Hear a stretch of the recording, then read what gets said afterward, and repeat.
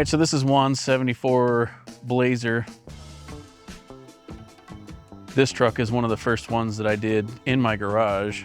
So 2-car garage. I built 3 or 4 trucks or something like that, but this was one of the first ones to be finished. Kind of holds a special place in our hearts because it is that truck for us. And I think Juan's got, I don't know, 18,000 some odd miles on this build now. No, closer to like 25,000 actually. That's this truck. Juan bought this from a friend of ours. It just had this really cool eyeball. Juan chose to go the satin clear coat finish on it. I think it looks good. It kind of preserved the patina that was there. It deserved to be built. It's a 2-wheel drive, full top convertible Blazer. When Juan first reached out to me to do this build, I was like, all right, cool, I'm just gonna do an LS swap. And then the truck showed up at my house, and it was just so much more than what I had imagined. The interior is all done. It's all leather interior, and it's like I said, the patina on it's just second to none. The Blazer's actually really well known in our little community. It was the perfect platform to build off of. Year after year, Juan has done something different to the Blazer. So it started out obviously with the LS3 and the 6L80, and then at that time we did Syndicate Series gauges in it. And then as the years progressed, it got the Ride Tech front suspension on it. And then at the time, there was nobody really doing any Ride Tech or anything for the rear, so it was just a flip kit in the back and no notch actually, so the thing rode like a tank. Fast forward a couple years, I got done in Dallas, moved back to Arizona, opened up the shop, and then we did a rear coilover suspension setup for it. So it's actually just a truck, a rear coilover setup that I modified to fit the Blazer, built some notches for it and some mounts for it, and here we are today. It's coilover Blazer that I get calls about all the time. How do I do this? How do I do this? And the answer is just send it to us and we'll get it taken care of for you. Yeah, we did Pro Performance brakes on it. It's got the Billet Specialties 22s on it, and it's just got a great stance, great look. It has the eyeball, I guess.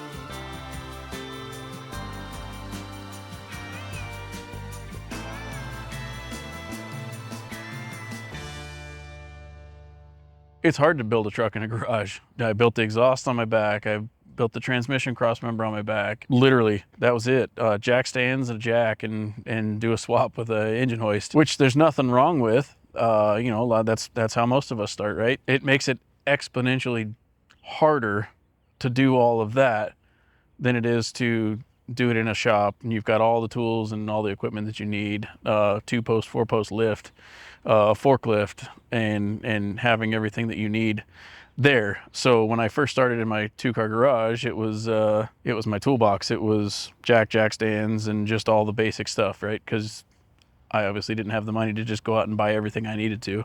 This truck is that truck, is that truck for me, is the initial getting off the ground and starting a new company.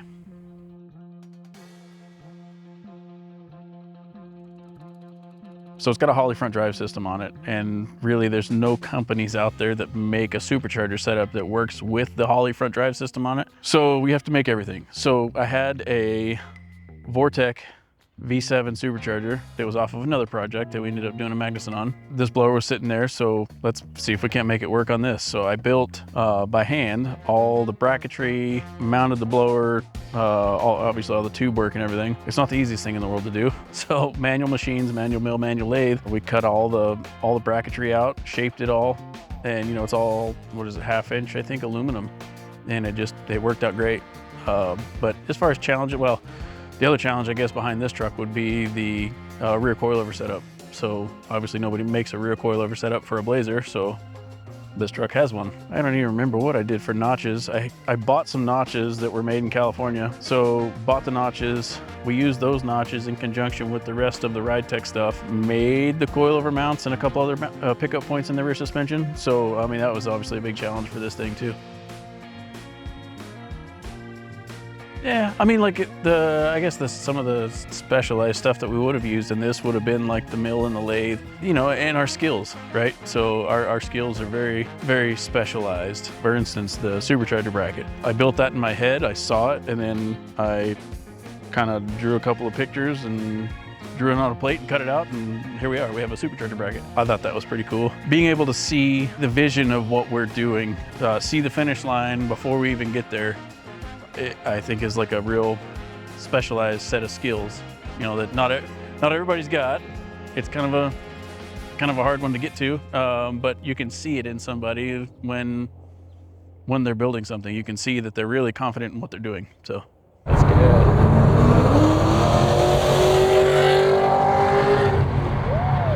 This truck's, it just does everything you ask it to do. So from doing 100+ mile an hour down the highway to, I don't know, we're doing 35 right now in the city streets. It's smooth, it's comfortable, not real loud. The fiberglass top stays pretty quiet, and it's all mainly because of the Ride-Tech stuff. The coilovers, they're so dialed in, and the suspension pickup points and all the geometries are so good that it handles like a new truck. I mean, it's got a newer style steering box on it, the big brakes, and then of course the power from the LS3 is everything you could want in an old pickup truck, because you're obviously, when we build these old pickup trucks, we're trying to make them more modern, more comfortable, more friendly to drive daily. And I you know, that's something that everybody, clients, when they come to us, everybody always wants to say, well, I want to daily drive my Classic.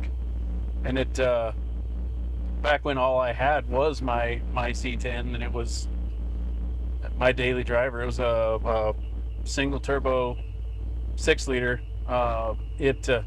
It was my daily driver, and they suck to drive every day. Like we can put all kinds of money and we can do all the things and make these things as comfortable as possible, but at the end of the day, they're just not a new truck. But with that said, this truck, from the AC to the modern gauges to all the modern technologies that we put in this truck, it's as driver user friendly as you could possibly make it. So it's really really nice to drive. And then of course, you know, we've got the power. So yeah, good times. This truck was always, I wouldn't call it run of the mill, but there's a lot of factory parts that I use. Most everything that would be on this truck, engine wise, transmission wise, would all be a factory replacement part. And since it hasn't really had any problems since it's been put together, I guess it did have we had to put an injector in it. Short of that, Juan did blow up the transmission once. So he was doing like, I don't know, 120 some odd miles an hour just outside of Tucson and blew the transmission up. No, it was actually Lordsburg, New Mexico. We had a trip going to Lone Star Throwdown, and he blew the transmission up. So he had to get towed from Lordsburg, New Mexico, all the way back to Phoenix, and then it went to Choice Transmission to get the transmission rebuild. I forgot about that. So we're headed to Space Age Paint to pick up just some paintbrushes and some random supplies for Marati's truck, which you'll see soon. We just need a couple little touch-up things to finish that truck up, and then it's off to the races with it. It's a 70 C10 that we pulled all the stops out. It's a very, very nice truck, so look for that one soon.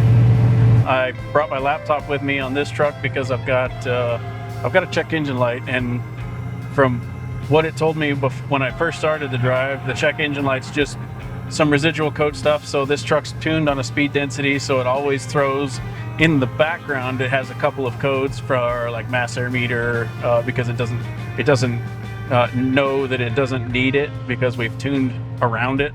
So because the Dakota Digital stuff's so sensitive to the check engine code signal, it just picks it up just a little bit, so I've got to get around that.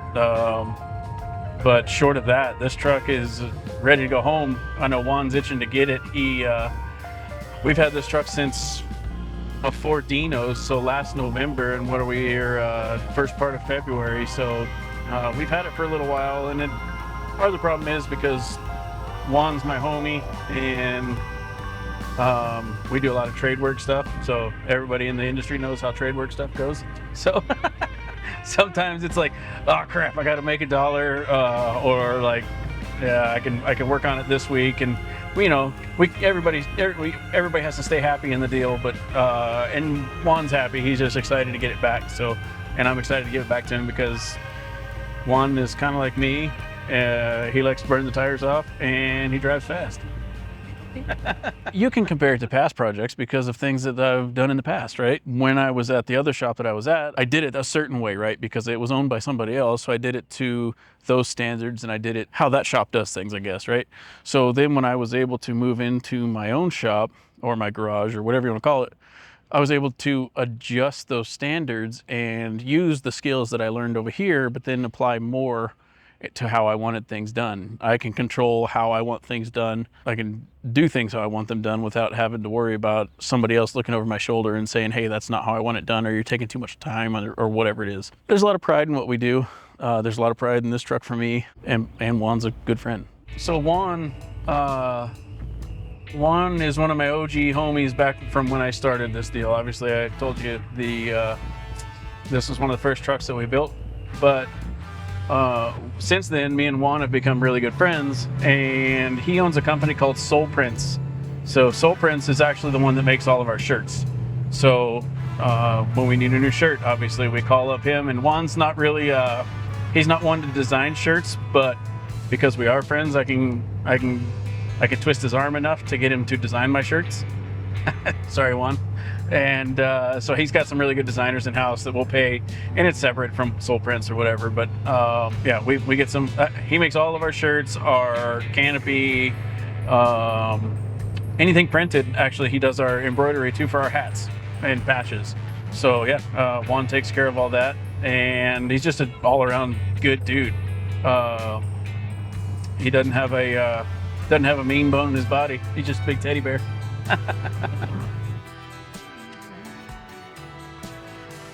I don't know what I'm doing. He said he needed a short brush. We got a short brush. We got some black Chevy orange. I think we're good. Okay. Pretty quick, simple. Yeah. Now we just need somebody to check us out.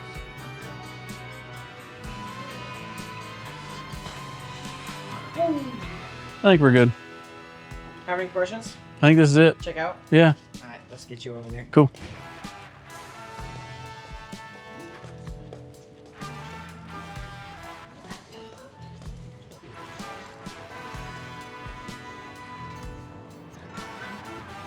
I want that.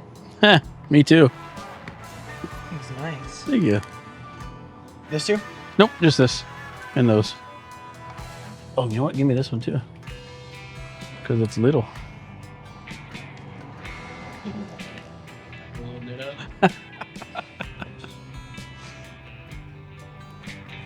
That sign hasn't stopped spinning in 40 years, 50 years, something like that, right? No, we turn it off every once in a while. Yeah. When there's bad weather. Grease it up.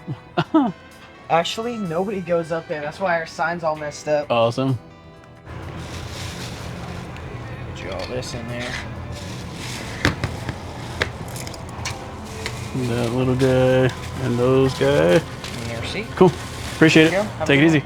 I think for this blazer, I don't think this blazer's ever done. This one's kind of an ongoing project because every year Juan gets a wild hair and wants to do something different, which is awesome by me. So next steps for this thing, I know he did want to do a billet grill in it, so that could be coming soon. But he's talking about doing in the trim, he wants to do like a white wood grain kind of deal. Maybe might bring the top, tie the white top in. But as far as like us, I think it's really just going to be maintenance-y things from here on out. I don't know, unless Juan decides he wants to put a bigger motor in it, which I'm down with. Let's do it. Oh, well, there has been talk about doing chassis work, so maybe eventually we'll do a full chassis under this thing. And at that point, does it go airbag? Does it go coilover? I don't know. Depends on if he wants to go get groceries or go have fun. I feel like it's pretty much ready to rock. Go beat the crap out of it. With that, this has been Juan's Blazer. Let us know in the comments what you want to see in the shop. If there's any questions we can answer for you, hit us up. Check us out on Instagram, obviously here on YouTube, Facebook. Come by the shop. We're here. With that, that's it.